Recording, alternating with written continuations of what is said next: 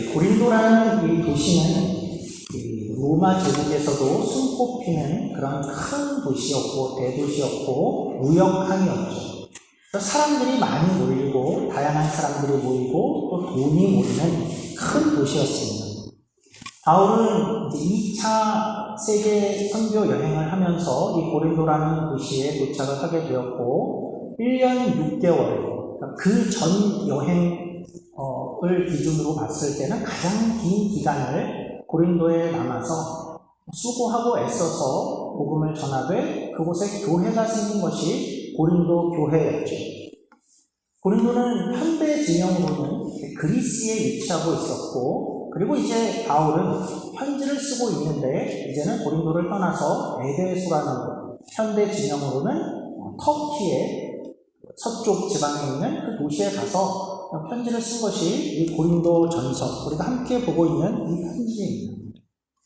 그래서 바울이 이 편지와 이 서신을 쓰게 된 동기는 바울이 그렇게 수고하고 애써서 세운 교회에 문제가 많이 생겨서였었죠. 그리고 그 소식을 글로에라는 가정에 편에서 그 소식을 듣기도 하고 또 한편으로는 고린도 교회에 공식 사절단이 서면으로 그 질문들을 담아와서 바울에게 전달해서 그것에 대한 이 답변을 쓰게 되었습니다. 그 답변이 이제 오늘 우리가 가진 이 고린도 전서입니다. 그런데 이 서신은 이렇게 쓰여진 것은 아닙니다.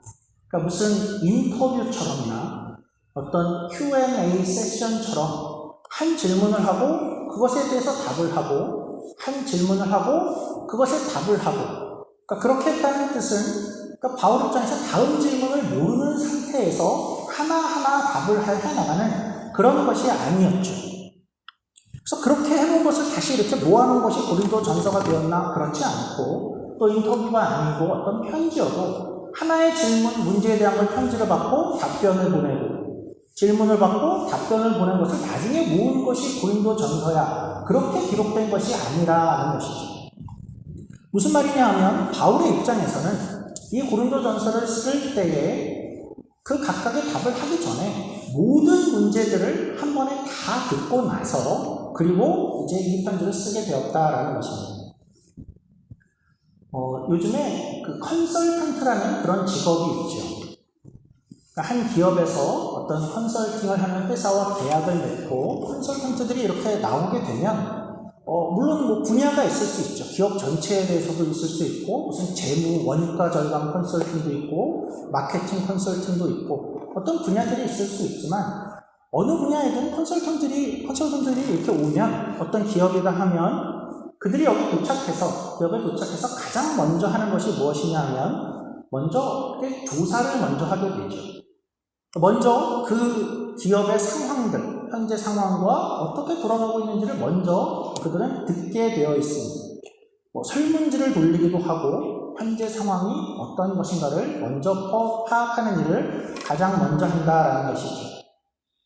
그래서 그들은 이 상황에서 여기 이 기업에 그 문제가 무엇인지를 한 번에 다 파악을 하게 됩니다. 그러니까 이들이 하지 않는 것은 이런 거죠. 한 가지 문제를 발견하면 거기에 답을 내놓고 한 가지 문제를 발견하면 거기에 답을 내놓고 이렇게 하지는 않는다는 것이죠.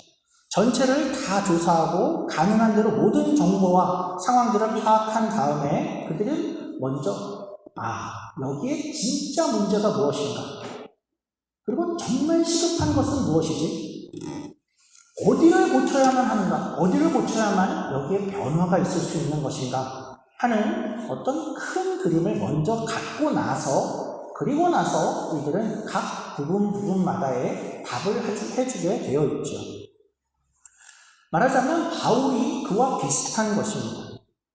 그러니까 지금까지 우리는 설교를 이렇게 고린도전서를 봐오면서 한 가지 질문을 보고 그 답에 대해서 생각하고 한 가지 질문에 대해서 답을 생각하고 그렇게 내용을 살필 수밖에 없었지만 사실 바울의 입장에서는 각 문제에 대한 답을 할 때에는 이 교회에 대한 문제를 다 듣고 전체적인 어떤 큰 그림, 이 교회가 뭐가 제일 문제인가, 어디를 고쳐야 되는가 하는 큰 그림을 이미 가지고 나서 그리고 각 질문에 대한 답들을 하고 있었다라는 뜻이죠.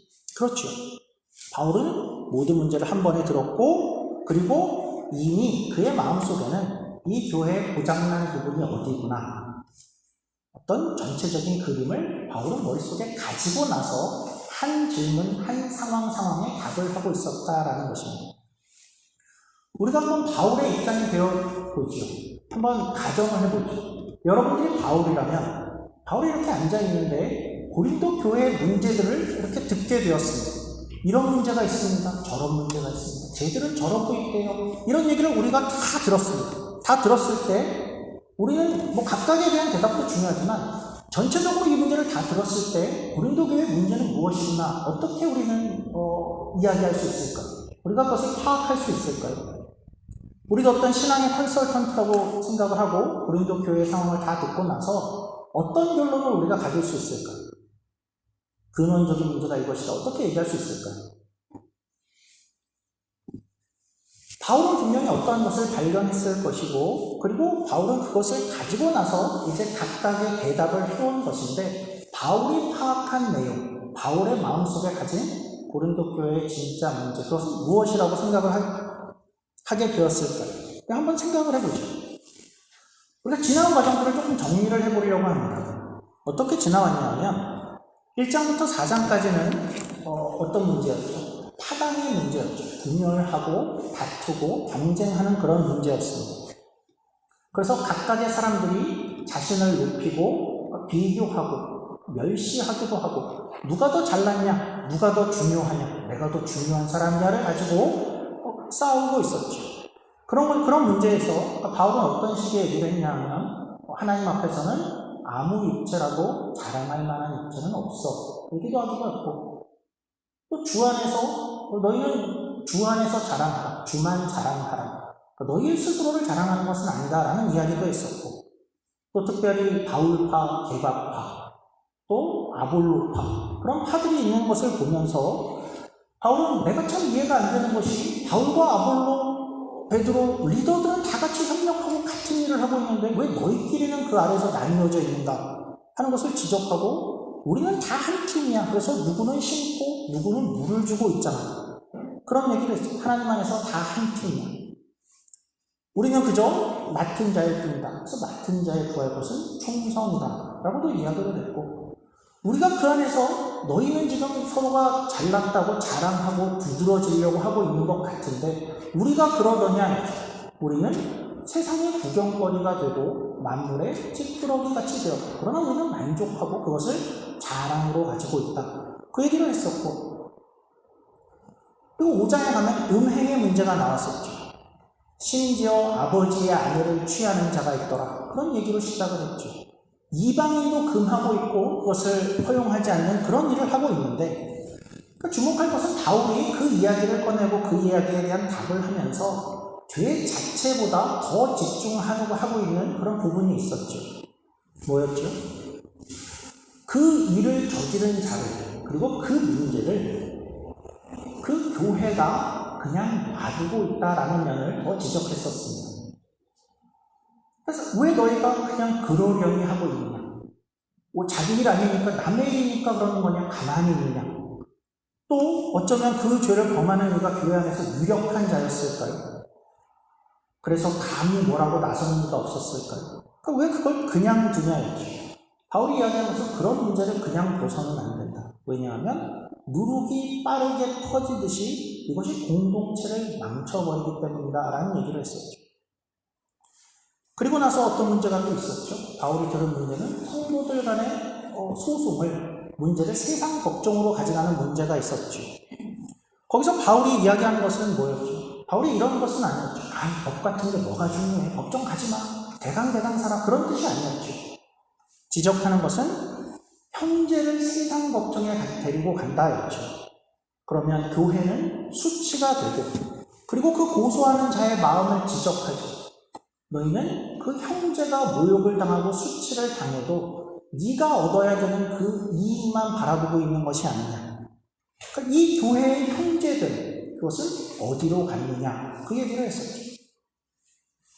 그리고 나서 우상의 제물 이야기가 또 나왔죠. 그 이야기를 바울이 들었죠. 교인 중에서 우상의 우상에게 바쳐진 그 고기를 먹는 사람들이 있다였는데 우리가 여러 번 반복했듯이 사실은 그것은 먹어도 되는 것이었죠.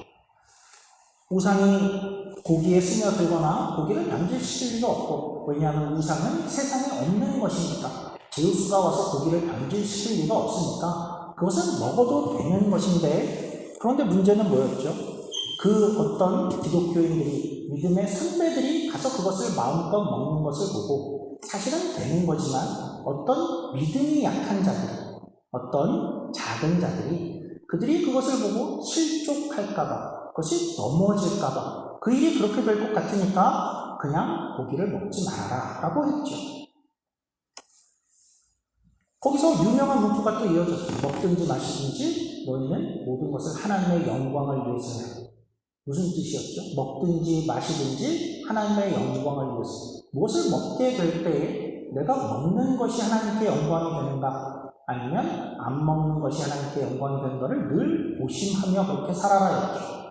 하나님의 영광이 된다는 것은 또 나아가서 공동체의 유익이요, 약한 자의 유익을 위한 것이 하나님의 영광이다 라는 그런 이야기까지 했었습니다. 너희의 삶의 기준을 죄냐 아니냐로 가져가지 말고 약한 자가 넘어지냐 안 넘어지냐, 남의 유익을 기준으로 가져가라 라는 얘기를 바울이 했었습니다. 그리고 지금 우리가 이제 지난주까지 다루고 있었던 것은 은사의 문제였죠. 공동체에 은사가 많은 것은 너무나도 큰 복인데 이걸 잘못 쓰고 있어요. 경쟁하고 또 비교하고, 가진 자는 그걸 가지고 자랑하고 교만하게 되고, 그래서 사실은 은사는 공동체가 유익이 되고 덕을 얻어야 되는 것이고 복이 되어야 되는 것인데, 그것이 오히려 저주가 되고 해가 되고 그런 상태가 되었다 했죠. 그런 상황 가운데에서 그 바울은 뭐라고 했죠? 너희가 한 몸이 아니냐라는 이야기를 했죠. 너희 지체끼리 서로가 서로를 쓸모없다 이야기할 수 없다. 필요 없는 지체가 교회 안에 없다 했죠. 더 나아가서 어떤 사람도 자신이 스스로 그렇게 커져야 되는 것도 오히려 문제가 됩니다. 눈이 너무 커지듯이. 그렇게 되는 것도 있지 않고 가장 중요한 것은 조화다. 누가 아프면 같이 아프고 서로를 대우하고 존중해 주는 것, 그것이 필요하다고 바울이 이야기하는 것이었습니다. 그렇게 고린도전서가 12장까지 그렇게 우리가 달려왔죠. 자, 여기까지 교회의 다양한 문제들에 대해서 바울이 이렇게 답을 하는 과정들을 보면 그 답들을 여러 가지로 했는데, 여러분 혹시 어떤 공통점을 발견할 수 있지 않습니까? 교회는 이래야 돼. 다양한 문제 가운데 답을 하는데 답 가운데는 분명히 어떤 공통적인 마음이 있습니다. 아마도 이것은 바울이 마치 컨설턴트라고 비교를 한다면, 바울이 모든 문제를 다 들었을 때 이 내용이야말로 이 교회가 가장 고장난 부분은 거기구나 라고 바울이 발견하고 그것을 담고 있기 때문에 모든 문제의 답들 가운데 그 이야기를 계속해서 해오게 되는 것이죠. 모든 대답들에 스며들고 관통하는 어떤 주제, 그것은 뭘까요? 그것은 분명히 교회는 한 몸이다. 교회는 한 공동체다. 교회는 한 팀이다. 그거죠. 돌아보면 모든 대답들 가운데 그것이 스며들어져 있습니다. 이 문제들을 바울은 이 생각을 가지고 있었기에 모든 문제의 답들 가운데 그 이야기를 안 할 수가 없었고, 여러분들이 고린도전서를 다시 한번 보게 되면 저는 어디를 봐도 공동체와 한 몸에 대한 이야기를 강조하는 그것이 없는 부분이 없다라고 생각되어지는 것이 고린도전서입니다. 바울이 그렇게 얘기했죠. 분열과 분파 그런 문제 가운데 아니야. 너희는 다 한 팀이야. 하나님 안에서 하나야 라고 얘기했고, 누가 자랑하고 경쟁하는 곳이 아니야 얘기했고, 세상 법정에 형제를 데려가는 걸 보고 너희는 남남이 아닌데 교회는 피를 나는 형제인데 이야기했었고, 우상의 재물의 문제에서는 약한 이가 넘어지고 있는데 너희 어쩌려고 그러냐 그렇게 얘기했었고, 은사가 좋아서 은사가 너무나 좋은 것이지만, 그래서 그게 공동체를 좋은 것이지만 공동체를 해친다면, 그렇게 나누게 된다면, 다투게 된다면 그건 안 된다. 다 같은 이야기를 바울이 답으로 하고 있죠. 모두가 다 이 얘기를 하고 있는 것입니다. 바울이 하고 싶은 얘기는, 교회는 뭐냐? 교회는 뭘 하는 거냐? 교회는 너희가 예수 안에서 한 몸이 되었다라는 것을 실천하는 곳이야 라는 그 이야기를 하는 것입니다. 그렇죠. 바울은 컨설턴트처럼 모든 문제를 다 들어보니까 이 교회는 교회가 한 몸이 되어지고 공동체가 되어졌다는 이 사실을 전혀 이해하지 못하구나 하는 것을 발견해낸 것이죠. 그런데 바울이 만약에 바울은 더 능력 있는 컨설턴트여서 이제 바울은 그 근본 문제, 모든 문제들 가운데 같이 드러나는 그 문제를 바울이 이제 발견을 했는데 거기서 그치면 좋은 컨설턴트가 아니죠. 더 능력 있는 컨설턴트는 그래서 그 문제를 어떻게 해결해야 되는데 어떤 답을 더 내놓을 건데가 있어야 되겠죠. 그래서 이제 바울은 이제 이어서 그 답을 꺼내놓기 시작을 합니다. 어떻게 한 몸 된 교회가 되는가? 어떻게 누가 아프면 같이 아프고 누가 즐거우면 같이 감사하는 그런 교회가 될 수 있을까? 그 답을 내놓는 것이 고린도전서 13장입니다. 13장이 고린도전서의 클라이막스이고 그리고 이 컨설턴트로서의 답을 내놓는 겁니다. 교회에 가장 필요한 것이다. 고린도전서 13장에는 어떤 내용이 나오죠? 펴보실 수 있으면 펴보셔도 좋죠. 아주 유명한 장이죠. 사랑장이죠. 사랑은 오래 참고 온유하고 시기하지 않는다. 그래서 이 내용은 기독교인들 중에서나 교회를 다니지 않아도 모두들 아는 그런 내용이죠. 너무 유명하고 결혼식장에 가면 꼭 들려지고 또 항상 이 내용을 들으면 마음을 따뜻하게 하는 그런 내용이 고린도전서 13장입니다. 그러나 보다 정확하게 이 내용이 왜 여기 나온 거야 라고 할 때에는 이런 맥락인 것입니다. 너희 고린도 교회야. 너희는 가장 필요한 게 뭐냐? 너희는 다시 한번 생각해야 되고 다짐해야 될 것이 있어. 너희 공동체 안에 꼭 필요한 것이 있는데 그것이 사랑이야 라는 그 맥락에서 나오는 것입니다. 서로를 향해서, 공동체를 향해서, 또 한 몸을 향해서 너희 안에 사랑이 있어야 되겠어 라는 맥락에서 그 처방으로 고린도전서 13장에 나오는 것이죠. 우리 12장 마지막 우리 본문으로 읽었는데 그 부분을 다시 한번 보죠. 화면을 띄워주셔도 좋겠습니다. 바울은 이제 그 이야기를 이렇게 이끌어오다가 13장으로 들어가는 그 다리를 놓는 것을 사랑을 소개하는데 이렇게 소개를 합니다. 이 구절은 조금 해석이 다를 수 있는 구절이 되는데요. 한번 제가 읽어보겠습니다. 너희는 더욱 큰 은사를 사모하라. 내가 또한 가장 좋은 길을 너희에게 보이리라. 그래서 어떤 분들은 이 내용을 보시면서 가장 큰 은사를 사모하라 할 때 가장 큰 은사가 사랑이다 라고 이야기합니다. 그러니까 사랑, 그걸 사모하라는 얘기를 바울이 지금 하는 거잖아. 그렇게 이해를 합니다. 그래서 교회에 은사가 많아 라는 얘기를 계속 해왔는데 그 중에서도 너희가 진짜 사랑이 필요해 라고 바울이 이야기한다 라고 생각하는 이들이 있고 그런 부류가 있고 그리고 두 번째는 어떻게 생각하는 분들이 또 있냐면 사랑은 은사라기보다는 여기 지금 가장 좋은 길을 너희에게 보이리라 라고 했는데 사랑이 바로 가장 좋은 길이야 라고 생각하는 이들이 있습니다. 그렇게 이해할 수도 있고 그러니까 이런 식이죠.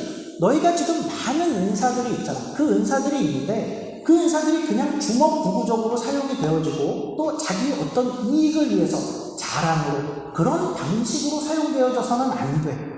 그러면 안 되고 가장 좋은 길, 어떻게 사용되어져야 하냐면 모든 은사들이 사랑이라는 방법으로 그 길로 사용되어져야 돼 라고 이 구절을 이해하기도 합니다.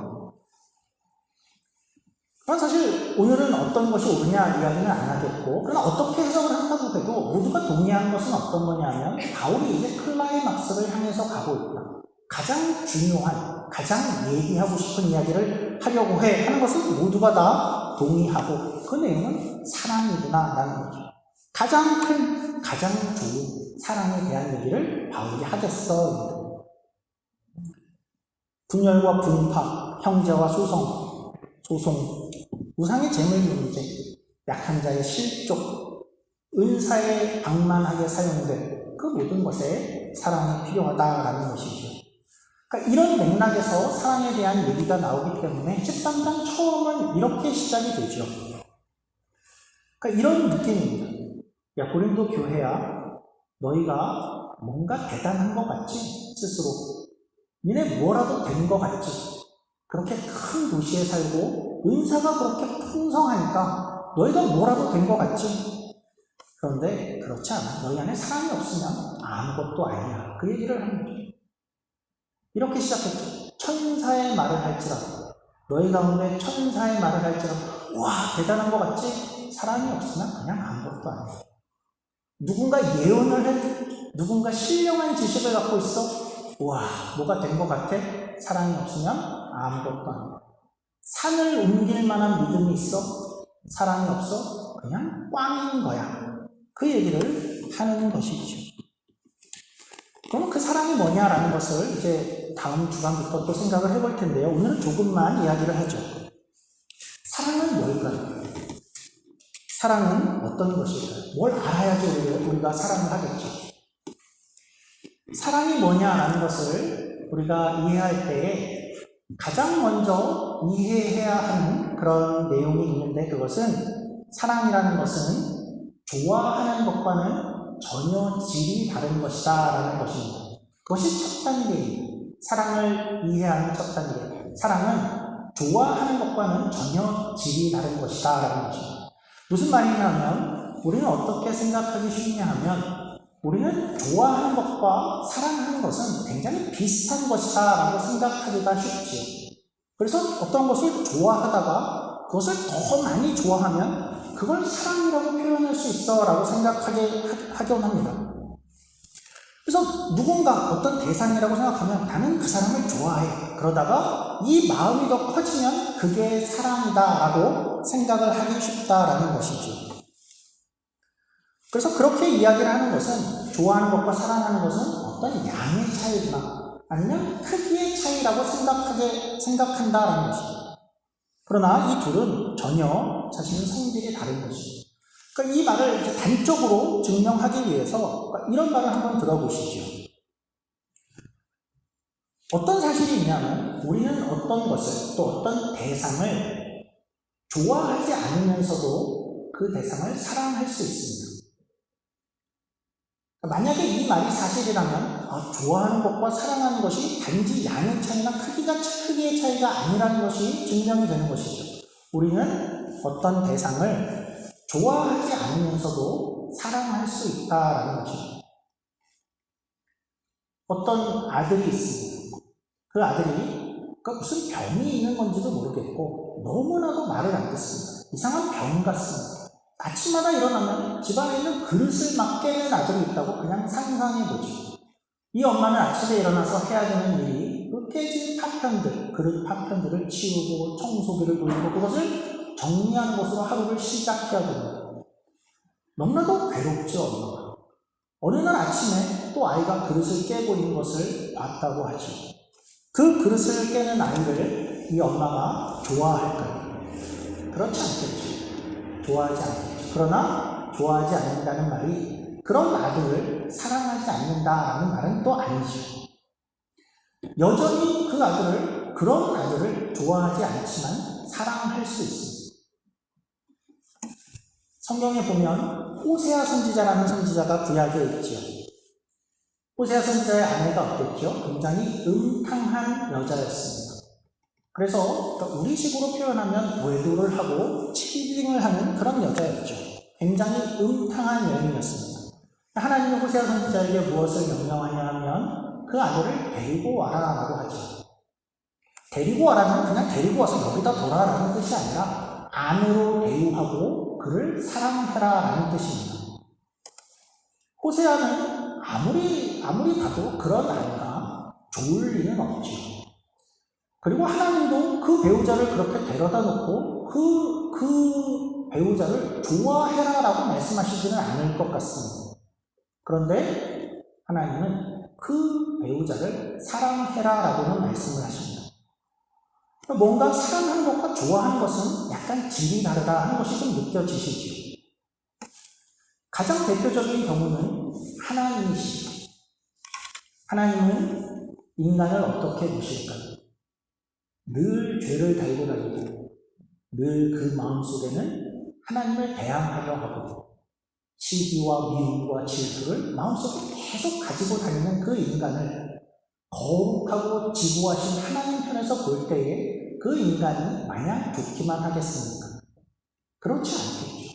죄를 짓고 다니고 마음이 까맣고 그렇게 음흉한 죄 가운데 죄를 즐겨하는 그런 인간들을 볼 때에 하나님이 그런 인간들을 사실은 마냥 좋아할 것 같지 않습니다.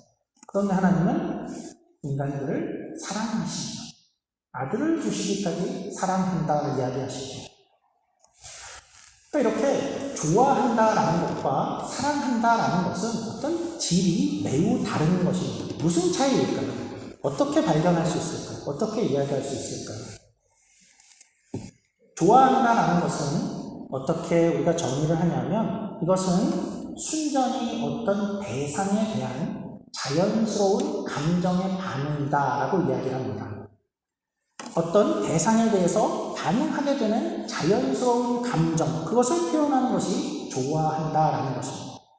그리고 사랑한다라는 것은 단순히 그렇게 따라오는 감정을 표현하는 것이 아니라 거기에는 의지가 포함된 어떤 것이다 라고 이해를 합니다. 그래서 사랑은 단순히 어떤 것에 대해서 반응하는 감정에 그치는 것이 아니라 거기에 의지가 담겨진 그러한 어떤 것이지. 그래서 사랑은 어떤 것이 가능하냐 하면 사랑은 명령이 가능하게 됩니다. 사랑하라. 그 말이 가능해지죠. 좋아해라는 엄밀히 말하면 말이 되는 것이 아니죠. 왜냐하면 좋고 싫음은 그냥 대상에 대한 자연스러운 반응이기 때문에 그렇습니다. 그래서 여러분들도 그랬지만 결혼식에 가면 주례자가 신랑 신부에게 무엇을 묻죠? 여러분은 평생 배우자를 좋아하기로 다짐하십니까? 이런 얘기를 들어본 적이 없죠. 뭐라고 하죠? 배우자를 평생 사랑하기로 다짐하십니까? 이렇게.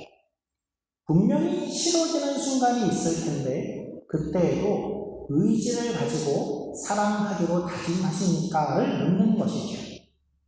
사랑은 좋아하는 것과 다르게 의지가 포함되는 것입니다. 그래서 사랑은 분명히 좋고 싫음을 넘어서는 것입니다. 어떤 말까지 있죠? 원수를 사랑해라. 원수를 좋아해라는 말이 되지 않습니다. 그러나 원수를 사랑해라는 말은 되는 것입니다. 왜냐하면 의지를 담는 것이 사랑이기 때문이죠. 이것이 바로 바울이 교회 공동체에 주는 답입니다. 모든 문제의 근원은 사랑에 있다라는 것이죠. 단지 교회 안에서 서로를 좋아해라라는 이야기가 아닙니다. 서로가 어떤 일이 싫을 수도 있죠. 마음에 안 들 수 있습니다.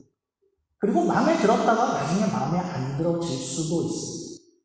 이것은 누가 맞냐 틀리냐가 아니라 우리는 연약하기도 하지만 서로 너무나 달라서 나와 똑같을 수 없어서 그것이 좋지 않음으로 느껴질 수도 있습니다. 그럴 수 있죠. 그런데 우리가 기억해야 되는 것은 우리는 어떤 때에 좋아하지 않을 수 있지만 그러나 사랑하지 않을 수는 없다.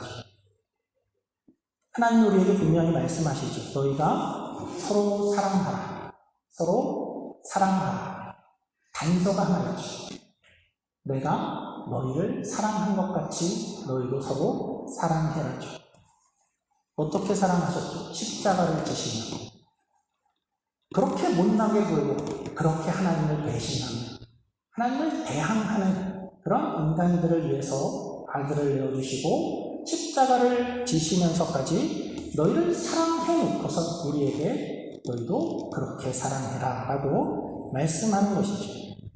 우리는 이 앞에서 우리는 핑계가 없는 것입니다. 아니 저 사람은 저 모양이라니까 이런 핑계가 우리에게는 없다라는 것입니다. 나는 아들을 내어줬고 나는 십자가를 졌다고 끝인 것이죠. 우리는 사랑이라는 이름으로 교회 안에서 사랑하라는 명령을 피할 길이 없는 존재로 모여진 것입니다. 기도하겠습니다. 하나님 아버지, 바울은 고린도 교회의 모든 문제를 들었을 때에 분명히 이 교회가 예수 안에서 한 몸이 되어지고 한 공동체가 되어진 것을 이해하지 못하고 거기서 고장이 났다는 것을 바울은 발견했습니다. 그리고 결국은 그 공동체의 가장 큰 답으로 이제 사랑이라는 이야기를 꺼내들고 있습니다. 하나님 동일하게 우리에게 말씀하시는 그러한 내용인 줄 우리가 믿습니다. 사랑은 좋고 싫음을 넘어서는 것이고 우리가 가진 어떤 것을 넘어서 단지 감정을 넘어서 우리의 의지를 발동해야 되는 어떤 것임을 우리가 다시 한번 생각합니다.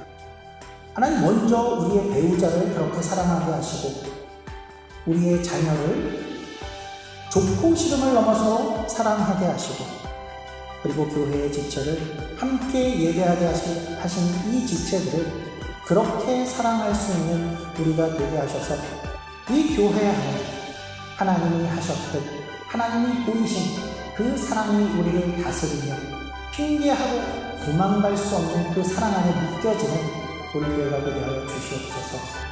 감사하며 예수님 이름으로 기도드립니다. 아멘.